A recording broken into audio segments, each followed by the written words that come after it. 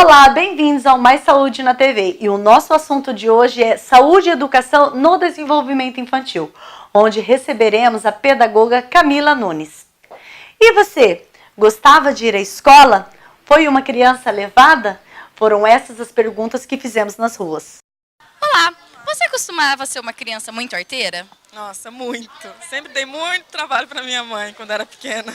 Sim, adoro. A gente tem que, não pode morrer, né, a criança na gente, né? Sim, costumava muito. Eu era um pouco. Você gostava de ir para a escola, gostava de estudar? Não gostava. Gostava de brincar na hora do recreio. Sim, eu adorava estudar. Gostava bastante. Não, odiava ir para a escola. Eu inventava todas as desculpas possíveis para poder não ir para a escola. E o que sua mãe fazia quando você fazia arte? Ela corria atrás de mim para bater. Aprontava todas. Eu não ia na escola de vergonha. Ela ficava muito brava comigo, sempre foi ali muito firme para eu ir para a escola, né? Me deixava de castigo. Olá, Camila, tudo bem? Tudo bem, e você? Que bom receber você aqui no nosso programa, falando de um assunto tão importante, né, que é a educação das nossas crianças. Com certeza.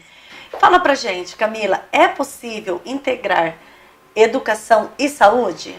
Com certeza. Na verdade, educação e saúde caminham juntas, né? Quando uma criança ela é bem educada, quando é investida uma boa educação para essa criança, quando os pais têm uma boa educação, com certeza ele se torna um cidadão mais digno, um cidadão crítico, né, que vai corresponder à democracia que a gente vive. E qual que é o papel, o seu papel como pedagoga? Na verdade, nós orientamos, né? Você já deve ter ouvido falar que todo médico passou por um professor, todo dentista passou por um professor, todo jornalista passou por um professor, né? Então, o pedagogo, ele é o play de tudo isso, né? É na educação infantil que as crianças têm o desenvolvimento, né? É lá que se desenvolve personalidade, as características importantes de um bom cidadão, né? Então, o pedagogo, ele direciona essa educação e essa qualidade de vida. Você está me dizendo assim, que seria importante qualquer criança passar por um pedagogo? Com certeza. Com certeza. Tanto que, atualmente, as crianças elas têm a obrigatoriedade de, aos 4 anos de idade, permanecerem em uma instituição de educação infantil ou creches. Eu ia te perguntar isso, né? Qual que é a idade adequada para a criança começar a ir para a escola? Na verdade, não existe uma idade adequada, né? A modernidade, a atualidade, ela requer que as famílias saiam para trabalhar, né? Então, assim, tanto o pai quanto a mãe, eles têm o trabalho fora de casa, Sim. que antigamente era muito diferente. A mãe se dedicava somente para casa e para criança. Tinha a avó. Ou tinha as avós, né? E até as avós, hoje elas têm os seus compromissos. Elas fazem questão. Então, assim, tem família que precisa que a criança vá beber para a escola. E aí nós temos a instituição que está preparada para isso, né? E as outras instituições também estão preparadas para que isso aconteça, para auxílio da família. Se você me perguntar assim, Camila, qual é a idade que você acha que uma criança se desenvolve Sua opinião. melhor? É claro que um bebê precisa de um cuidado muito essencial, que nós temos e nós damos esse cuidado para o bebê. A partir de 1 ano de idade, essa criança ela já compreende melhor o que ela está fazendo naquele espaço. Anteriormente, dos 4 aos 11 meses, ela sabe que ela está ali para ser cuidada e que ela está sendo bem cuidada. A partir de 1 ano de idade, ela já vai desenvolver as competências pedagógicas. E é uma idade mais tranquila para adaptação escolar. Né? Mais tranquila. E aí tem muitos pediatras e, claro, muitas famílias, eu mesma que sou mãe, que têm a preocupação com a saúde da criança na escola. Acho que a gente está retomando até um pouquinho da primeira questão, né? De que assim, meu filho vai para a escola e ele vai adquirir vírus. Isso. Né? Meu filho vai para a escola e ele vai ficar doente. E eu digo que sim, que realmente. Realmente Acontece. E é um processo. No começo, nossa, muito. Começou a pegar resfriado, um atrás do outro. Isso. E acontece. É normal até 12 infecções no ano para uma criança, indo ou não para a escola. Bastante. Uma por mês. Mas são infecções, assim, de fácil diagnóstico, de fácil tratamento, como uma gripe, um resfriado, que não vai interferir na vida pedagógica dessa criança, não vai interferir na vida social dessa criança e nem da família, né? O que a gente pede é para que a criança não vá com doenças infecto-contagiosas para a escola. Uma rinite, uma sinusite, que a gente puder ajudar a família, não tem problema, porque a escola também é para isso, né? A escola, ela não é somente para o crescimento da criança, mas também para o crescimento da família, né?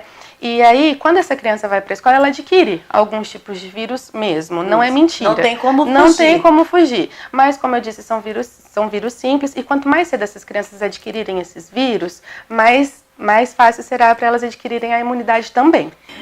E quando a criança vai para a escola, é uma fase assim de muitas emoções. Muitas né? emoções. Tanto para nós quanto para as crianças também. Como que, né, você nos aconselha a lidar com nós, né? Porque nós somos mãe também. Como que o seu conselho para essa situação, para essa emoção, né, desse desapego? Sim.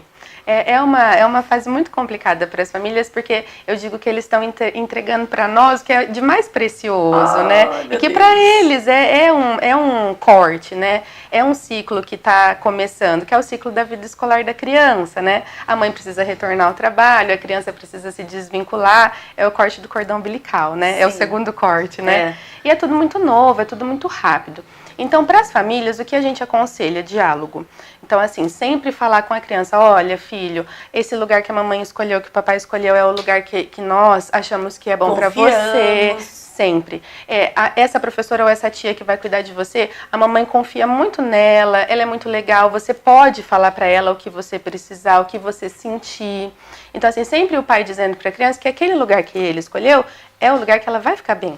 Então vai muito também do trabalho, nossa ideia de passar essa segurança. Sim. Na verdade, começa na família, dentro do pai e da mãe, né? Esse processo da criança ir cedo para a escola, eu acredito que também é bacana pela socialização, por não ser uma criança para ficar em casa muito sozinha. Sim, eu costumo dizer, e realmente de que a escola é a sociedade da criança, né? Então é ali que ela tem o primeiro contato com seus amigos, as crianças que têm primos, elas têm essa oportunidade antes, mas não é esse contato diário, né? De mostrar quem eu sou. Né? Então, olha, amigo, eu sou essa pessoa, né? Eu tenho esse gosto, né? A minha família é desse jeito, meu cachorro é desse jeito. Então, muitas famílias, elas chegam pra mim e falam assim, mas Camila, em casa ele é totalmente diferente, né? E eu digo que sim, que eu entendo, tanto porque na minha casa também é assim, né?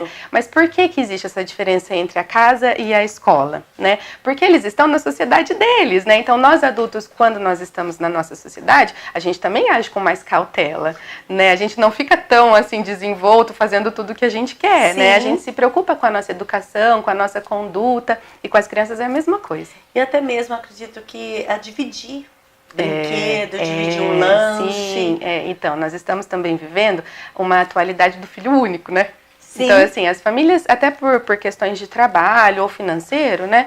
Elas escolhem ter um filho só. Então, a escola, ela também auxilia nesse processo da criança, né? Então, assim, olha, eu sou filho único, mas lá fora eu não sou sozinho, né? Eu não sou sozinho. Lá fora eu preciso também dividir, né? Não é só meu. Então, isso é muito bom para a criança. Acredito também que de gastar energia, Nossa, brincando muito. com outras crianças. Porque a minha filha mesmo, quando ela começou a ir para a escola, ela tinha 3 anos. Sim. Mas antes disso, ela era uma criança que conversava muito sozinha, porque era muito sozinha, não tinha convívio com os primos. Né? Então, ela nunca foi muito agitada, sempre foi uma criança bem tranquila. Sim. Mas isso ajudou bastante em convívio com outras crianças, porque é isso que eu senti, ela precisava de outras crianças. Sim, é a troca de informação, né? É a troca de saberes, né? Porque as crianças, elas são muito sabidas. A gente não sabe, a gente não compreende o quanto elas sabem, o quanto elas entendem e o quanto elas podem ensinar pra gente e pro outro, né? Então a escola é para isso também, essa troca de energia. Criança que não brinca não cresce, né? Criança que não brinca não aprende. Então é o ponto de partida. Realmente acontece. É na brincadeira que ela aprende, né? Na brincadeira que ela aprende. Com outras crianças, é muito importante. É muito importante. Camila, nós vamos para um rápido intervalo e já a gente volta.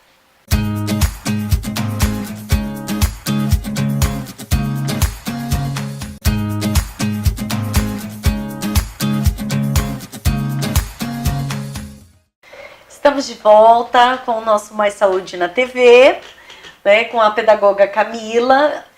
Camila, nós estamos falando sobre o desenvolvimento da criança, né? Isso se dá dia após dia. Algo assim que é muito importante para todas as mães, uma fase, né, que às vezes até é muito difícil para a mãe, é o desfraude. É difícil mesmo. O que você tem a nos falar sobre essa situação em si? Então, o desfraude ele é um momento de transição, tanto para a criança quanto para a família. É difícil para ambos, né? Ele mexe na estrutura. O que a criança pequena tem de mais íntimo é a fralda. É o xixi, é o cocô, né? Sente segura. É muita segurança, é muita intimidade, porque o adulto, a gente tem essa conduta de dizer assim, ai, cocô é fedido, né? E aí quando eu vou desfraldar, como que eu vou mostrar o meu cocô para a professora ou para minha mãe? Porque é fedido, né? Eu não quero isso. Porque a gente disse anteriormente que é a sociedade dele, né? E o adulto que cuida dele é quem direciona. Então é muito difícil para eles, né? Sim. E aí, até assim, um conselho, uma dica, né? Para quem quer a pedagogia para a vida, né? É de que precisa compreender de que não é só escrever na lousa ou alfabetizar, não, né? Então, assim, na pedagogia tem troca, tem banho, tem cuidado do machucado, tem um abraço, né? A compreensão. E essa troca no olhar de quando a gente faz a troca de fralda ou de quando a gente dá o banho, é o que vai criar, é o que vai dizer para a criança assim, olha, eu te respeito. Eu te respeito e eu vou respeitar o seu corpo. Eu estou te ajudando. Você está ensinando para a criança o limite do respeito do outro e dele, de que não é qualquer pessoa que pode mexer ali, né? Você precisa confiar naquela pessoa que está mexendo ali, né? E de que eu preciso da higiene para viver. Né? Ninguém vive sujo, né? Se você viver sujo, você vai ficar doente. Né? E para as famílias, assim, é muita paciência e muito diálogo. Então, assim, ponto de partida para a resolução de qualquer conflito com a infância é o diálogo. É a primeira coisa. O olho no olho. Então, aquilo que se fala, quer falar com seu filho, é para ele. É para ele. Conversa olho no olho. Ninguém gosta de ser interpretado como alguém que não compreende. Ninguém gosta disso, né? Então, assim, você desfaz da criança se você não fala diretamente para ele se sente assim desfeito, né? Então não pode. Então é ideal que haja o diálogo e muita paciência. Então assim, olha, vai fazer bastante xixi na calça, vai fazer bastante cocô na calça, não tem jeito, né? E o adulto tem que estar preparado para isso também, porque é ele que vai lidar com essa sujeira, com esse desgaste de troca de fralda e de banho e tudo mais. Mas é um momento de crescimento. Porque às vezes é tão cômodo, né? Não ter que sair, correr para limpar o xixi, para limpar o cocô, porque tá com a fralda e acaba deixando. Pois é. E acredito que para o amadurecimento mesmo. Fundamental. É fundamental. E, assim, nós estamos numa era de comodismo, né? Então, assim, o que for mais fácil, por exemplo, o tablet ou o celular, né? Então, o que for mais fácil para o meu filho não me dar trabalho é o que eu escolho fazer, né? E isso tem atrapalhado muito no desenvolvimento das crianças, né? Acredito que até a fase adulta. Até a fase adulta. Tudo até vai a fase como adulta. Os pais, né? Então, para o desfraude, para que seja tranquilo para a família. Então, a primeira coisa a se compreender internamente é de que, olha, não é do dia para a noite. Pode durar pode durar 2 meses, o desfraude ou mais, né? E cada criança é individual. Então, a criança do seu vizinho não é a sua criança, então não adianta comparar. Né? Então é muito diálogo, muita paciência, idas ao banheiro de meia em meia hora, roupa de fácil acesso que a criança consiga tirar para ir ao banheiro, assento adequado para a criança, se não o penico, né? Se for menininho, até o ralo do banheiro. Tem tanta coisa bonitinha que eles fazem para as crianças vira hoje. Diversão, né? Vira diversão, é verdade, é verdade. Sobre esse assunto, nós temos uma pergunta da rua. Nós queremos saber com que idade a gente já pode tirar a fralda do bebê. Então, nós aconselhamos que a saída da fralda seja por volta dos 2 anos de idade, que é quando a oralidade da criança já está mais desenvolvida, né? Já então, consegue pedir. Já consegue pedir. Então, assim, ele já sabe dizer para você, cocô, xixi, e é quando a criança está num processo de amadurecimento melhor também para que haja essa compreensão, por volta dos 2 anos de idade. Como que você entende que esse momento é encarado por eles? Pela criança? Sim. É um susto, né? É um divisor de águas, né? Então, assim, eu era um bebê que usava fraldas, agora eu sou uma criança que não usa mais fralda, né? Então, tem um pouco disso também. Eu vou perder a minha fralda, eu vou perder a minha intimidade, daqui a pouco eu vou perder a minha mãe que me pega no colo, porque eu tô crescendo, né? Tá desapegando. Tá desapegando, né? Então, assim, sempre que existem transições na vida da criança, não é fácil para eles. Por isso que eu digo do diálogo, né? Então, assim... Você acredita que ir falando pra ele, falar assim, nossa, olha como você já tá crescendo. O elogio. Tá ficando independente. Sim. Mostrar até, né? Olha, Os filho... pontos positivos. Sim, os pontos positivos daquilo. Né? Eu também faço cocô no vaso, né? Isso. Então a mamãe faz, o papai faz, né? É legal fazer, né? Não tem perigo. O barulho que a descarga faz não é perigosa. Aquele ambiente gelado que é o banheiro não é perigoso, porque eles têm também esse conflito de espaço. Né? Porque, assim, se eu quero fazer o meu cocô, eu tô no meu quarto ou eu tô ali na sala assistindo televisão, é muito tranquilo. Agora, eu ter que ir no banheiro ficar sozinho, sabe? É difícil pra eles, né? Eles precisam muito da nossa companhia Precisam. nesse começo. Bastante. Nós pais ou escola também. Também porque a geralmente escola. Hoje em dia, né, como nós estávamos conversando, é muito coisa que os pais têm que deixar, acaba a escola. Eu digo que a escola é a extensão da família, né? Então, assim, a escola de criança pequena, né? Então, nós estamos ali para auxiliar no crescimento dos pequenos também. Então, as pessoas precisam enxergar a escola não só como uma ferramenta de alfabetização, ou meu filho vai para aprender inglês, ou aquela escola eu vou porque ela é bilíngue. Assim, são características positivas também, né? Sim. De que eu sei que as famílias querem e precisam disso. Mas, assim, o ponto de partida da educação infantil também é o cuidado, o amadurecimento, né? Eu estou ensinando para aquela criança o quão importante é se cuidar do ambiente, cuidar do próximo, né? E o desfraude é isso também, né? Um outro ponto, como o desfraude, é o desmame. É que também uma questão difícil, né, para mãe. Difícil. Porque, olha, assim, quando eu me lembro da minha primeira gravidez, da Maria Eduarda, é tão delicioso de mamar, sem olhar ele quando ele coloca a mãozinha. É muito uma gostoso. delícia, né? Eu sou mãe de 3 filhas, né? Então, as minhas 3 meninas eu amamentei e foi muito difícil, né? Assim, cada corte desse momento pra mim, né? Mas é muito mais complicado pra mãe esse momento, né? Pra mãe entender que aquilo precisa acabar, né? A Organização Mundial da Saúde sugere até os 2 anos de idade, né? Por conta da imunidade, por conta da saúde mesmo da criança. Alguns pediatras dizem até os 6 meses, outros dizem até 1 ano, né? E aí cada família se adequa ao que seja melhor para ela, né? Mas quem sofre mais mesmo nesse momento é a mãe, né? Que é a hora dela dizer assim, cresce, né? Vai, seja autônomo, você não precisa mais de mim, né? Não precisa mais de mim, assim, nesse sentido de vínculo, né? Você pode ir sozinho, né? Você pode segurar sua mamadeira. Então, assim, pra mãe também é muito difícil ver o filho crescer, né? Porque a gente quer que fique com a gente no colo, né? Beijando, cheirando e tudo mais. A amamentação tardia prejudica quando ela extravasa muito. Então, assim... Você fala da independência como adulto. Aí, assim, ela começa a interferir. Porque até os 2 anos de idade, eu também concordo de que tudo bem, né? Mas passou disso, começa a interferir na dinâmica da criança, na autonomia da criança e na aprendizagem da criança, sim. Você acredita que, então, se for quando é muito tardia. O tardio é a partir dos 2? Depois dos 2. Daí já se torna uma coisa muito complicada. Até para a saúde da criança, a questão das cáries, por causa do leite ser doce, ter muito açúcar, a questão de não dormir direito porque acorda de madrugada para mamar, então ele vai para a escola com sono, né? Então, assim, o desenvolvimento da oralidade, né? Então, assim, tem várias questões, não são questões só pedagógicas. Mas que é gostoso dar de mamar. É muito bom, né? Agora nós vamos para um rápido intervalo e já a gente volta.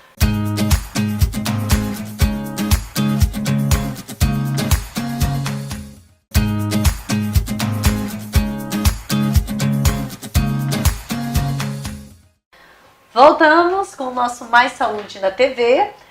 Agora vamos falar de um assunto um pouquinho mais delicado, Camila, que é a fase que a criança está na fase que ela é um pouco agressiva, a fase que ela morde outras crianças. O que você tem a falar sobre essa fase? Tá, então acho que o primordial para a gente começar a debater isso é deixar claro de que é normal. Então, assim, toda criança vai passar por uma fase agressiva, né? O que a gente precisa cuidar é de que maneira é essa agressão, né? Se ela é uma agressão que a gente pode considerar que faz parte do desenvolvimento, né? Ou se é uma agressão que está extrapolando um pouquinho e tem alguma coisa emocional que está fazendo isso, né, a criança praticar essas agressões mais severas, né? A mordida, ela vai aparecer nas crianças ainda bebê.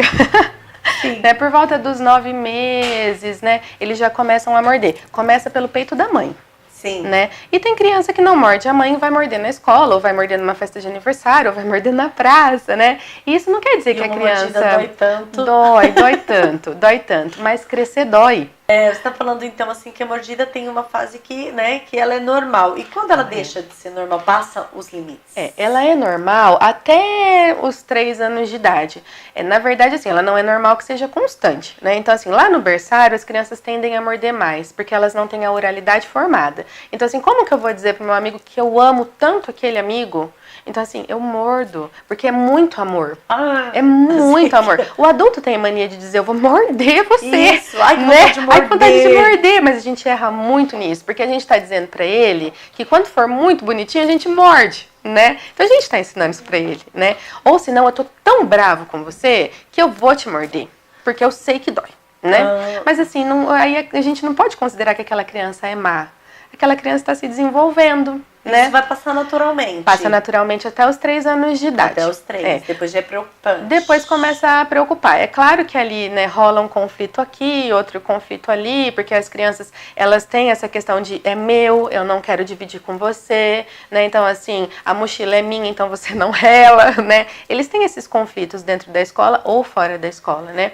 E aí eles empurram, e aí eles batem, só que daí a gente precisa, o papel do professor olha, não é assim que resolve, né? Você tem a sua oralidade formada, você sabe falar, né? E você também precisa repartir. Por que não pode relar na sua bolsa? O amigo achou bonito, né? Você não gosta das coisas que são das outras pessoas. Então a gente começa a ensinar a criança a falar para que ela seja compreendida e para que elas compreendam porque também. geralmente as crianças que não gostam de dividir o brinquedo delas com os outros são as que mais gostam de pegar o brinquedo das geralmente outras. Geralmente sim. E aí como que você resolve isso? Diálogo. E quando extravasa, por exemplo, assim, olha, aquela criança, ela tá mordendo todos os dias, só que ela morde somente por raiva, porque a gente começa a observar quais os momentos que a criança agride. E aí quando é demais, aí a gente aconselha que seja atendido por um profissional externo, geralmente da psicologia, né? É um grande auxílio para nós. Inclusive, nós recebemos uma convidada, uma psicóloga, que é a Daniela Cáceres, que falou um pouco sobre isso, né? E você como pedagogo, esse limite? Eu digo assim que a psicologia e a pedagogia, elas meio que se namoram, né? O pedagogo é meio psicólogo, né? Então, assim, você está em constante diálogo com as crianças, você está em constante diálogo com os professores, com as famílias, você está ali também para resolver conflito. Próximo. Resolução de problema, né? Então, todos os dias tem uma resolução de problema. O limite que o psicólogo te diz é praticamente o mesmo limite com que o pedagogo trabalha, né? Então, a gente vai... Se não existe afeto, você não consegue dar o limite, né? Então, para você ser pedagogo, você também precisa ter o dom do amor, né? Então, assim, primeiro eu amo, depois eu imponho, né? Porque se aquela pessoinha sentir que ali tem amor, ela vai te respeitar. Vai te respeitar. Você acredita, assim, você como profissional, né? Porque nós, a gente às vezes julga muito, né? Fala assim, nossa, mas essa criança, ela é mal criada, né? Essa é a palavra que a gente usa. Porque ela faz tudo o que ela quer, ela não obedece ninguém, ela é difícil. Porque a gente sabe, às vezes tem pais que deixam de sair porque a criança chega, ela faz birra, ela chora, esperneia, ela quer, ela grita, quer ganhar as coisas no grito. Nós de fora falamos mal criadas. Sim. Você acredita que isso é uma coisa que vem de casa ou é da personalidade da criança? Eu digo que essa é uma criança sem limite, né? E é papel do adulto, né? Dar o limite, impor o limite para a criança, né? Porque, assim, na atualidade, então, os pais se sentem muito culpados de impor o limite para a criança, porque eles trabalham, né? Eles saem e só voltam à noite, é quando essa criança também retorna para casa. Então, amanhã eu quero ganhar um brinquedo que eu vi na televisão. Tudo bem, filho? Né? Tudo bem, vai te fazer feliz, né? Isso. E aí nunca o não, é sempre o sim. Né? E aí o quanto é absurdo o pai e a mãe não ter uma vida social porque essa criança não sabe se comportar, não por falta de educação, mas por falta de limite. Porque aquela família dá educação para a criança também tem educação na escola, mas ela não tem o limite. Não tem o limite. Ela não tem o limite, ela precisa saber que a hora que o pai e a mãe quiser sair, ela precisa ir junto, ela precisa se comportar, né? E quando o pai e a mãe não conseguem dar esse limite desde pequeno, se a criança tiver uns 5 anos e já está nesse formato dessa criança que eu te falei, ele consegue retomar e consegue dar limites? Ou essa personalidade já está formada e não tem mais o que fazer? Quando é tardio, assim, tem o que fazer, sempre tem o que fazer, né? Sempre tem o envolvimento da família, dedicação da família. É muito importante que a família seja muito aberta para a escola, para que escola e família trabalhem juntos nessa educação, né? Nesse limite dessa criança, né? E é muito importante que a escola também seja verdadeira com a família. Olha, aqui também não tá legal, né? E que a família entenda de que, assim, a escola não tá dizendo que, olha, o seu filho é muito ruim aqui nesse lugar, né? De que não tá dando certo, não é nada disso, né? A gente quer que essa criança evolua, de que ela seja um adulto feliz, e não um adulto que a hora que chegar lá e, né, olha, frustrado. Então, assim, olha, eu não consegui um emprego, então ele vai se revoltar, ele vai começar a beber. Porque ele não consegue, não aceita o não como Exatamente, porque ele não resposta. aceita o não como resposta. Então, assim, eu sempre tive tudo, né? E aí a gente procura uma ajuda externa. Quando a família não consegue resolver, a gente procura uma terapia, um profissional que seja capacitado para auxiliar essa família nisso. Outra fase que acaba nos irritando um pouco, né? Vamos dizer que nos irritando, que é quando a criança começa. Por quê? Mas por quê? Mas a fase dos porquê. Como lidar com essa fase do porquê? É uma fase muito importante, né? É fácil a gente falar assim, nossa, que criança irritante, ela só pergunta. Mas se a gente for olhar para dentro da gente mesmo, a gente vai entender que a gente pergunta por que o tempo inteiro. O tempo todo, né? Então, assim, a gente quer o conhecimento do mundo, eu quero saber o que você sabe, né? Eu quero saber o que eu não sei. A gente se questiona o tempo inteiro, mas a gente sabe mexer no Google, né? Sim. A gente sabe perguntar diretamente o que a gente quer saber e eles não. Então, é uma palavra diferente que eu digo, que a criança não sabe, mas por que você falou isso? Né? Então, por que você fez isso? Né? Então, assim, é muito importante que a gente compreenda. É a descoberta de mundo, né? É a descoberta de por que eu tô aqui, pra que eu vim pra cá, né? Eu quero crescer, eu quero ser igual meu pai e minha mãe, eu quero ser igual minha professora, né? Então, assim, eu tô descobrindo, eu tô formando isso dentro de mim. Então, assim, a gente precisa respeitar. A hora que cansar, né? Então dá uma respiradinha, tenta mudar o foco, né? Mas tentar não frustrar a criança, de conhecer, de ser curioso. Ser curioso é saudável, é muito saudável. E o adulto anda muito sem paciência, né? Porque tá muito cansado, sim, ou porque tá no WhatsApp, né? Então, assim, respira, sai do WhatsApp, vai ali dar uma volta na pracinha, conversar um pouco com a criança, para que isso também seja saciado nela, né? É isso. Sobre esse tema, nós temos mais uma perguntinha da rua. Eu gostaria de saber se é bom ou ruim a gente contar histórias sobre Papai Noel, Coelhinho da Páscoa, esses tipos de mito para as crianças. É saudável desde que não seja em excesso, né? Então, assim, tudo que é em excesso prejudica, né? Então, é legal, olha, o Papai Noel vai trazer um presente para você, porque cria na criança aquela expectativa, aquela emoção. Na escola a gente trabalha muito conto de fada, né? Eles brincam de faz de conta, sim, né? Então, assim, não é pensar nisso como uma mentira. Amiguinho imaginário. Exatamente, né? Então, assim, tudo que é demais, extravase não é saudável. Então, assim, é legal que, né, que as famílias cultivem isso, desde que não seja muito por muito tempo.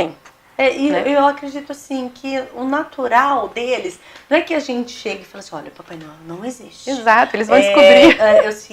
Não é a cegonha que traz não. Eu acredito que eles mesmos perdem esse encanto. Eles perdem, eles vão perdendo porque eles vão descobrindo de que, assim, olha, a fada do dente, na verdade, é a minha mãe, né? Então, assim, eu sei que é a minha mãe.